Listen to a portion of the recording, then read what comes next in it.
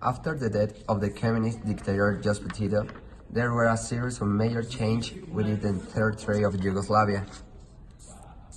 Yugoslavia was divided into 6 republics, which had a great variety within the religions. The 6 districts were established by religion. The Serbs, who were Orthodox, the Croats, who were Catholics, and the Bosnians, who were Muslims. The movement began within the Serbian territory, all driven by Slobodan Milosevic, which in a not too long time will lead him to become president of Serbia in the year 1987, and therefore he took control of the army of all Yugoslavia. First, the two republics of Slovenia and Macedonia declared themselves independent, but when Croatia tried to become independent, Milosevic sent his troops to protect his interests, which would lead to the start of a war that will last several years.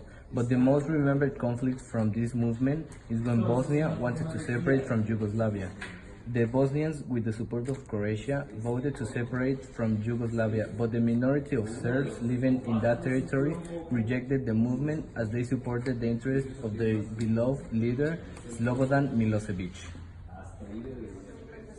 It should be noted that the main cause of each republic to want to separate is the great religious disagreements they had. Since explained before, each republic had its different religions. And because of people did not agree on some policies that other republics had, in particular the Republic of Serbia, as it was considered that in cases they attempted against other religions or belittled them. Now we know that this conflict was merely of religious differences, but a war did happen, and a very large number of atrocities went with it. Radovan Karadzic was the leader of the Serbian minority in the Bosnian Republic.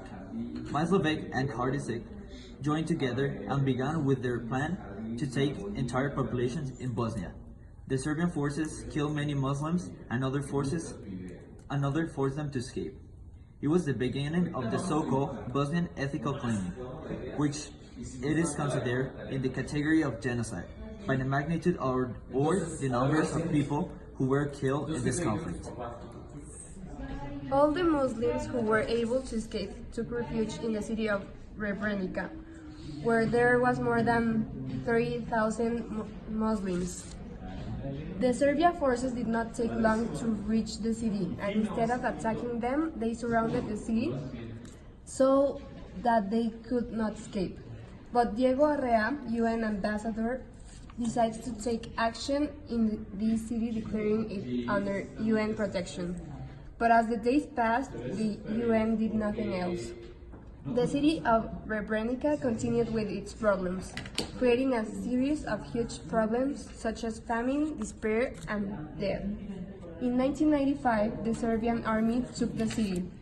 The Serbs let only women and girls out of that city, but the men and boys were systematically annihilated. After this massacre, the rest of the world reacted. An OTAN military alliance led by the USA launched attacks against the Serbian forces. Thanks to the actions taken by OTAN, Milosevic was forced to sign the peace agreement, and therefore the war would finally be over. And that's all. Thank you.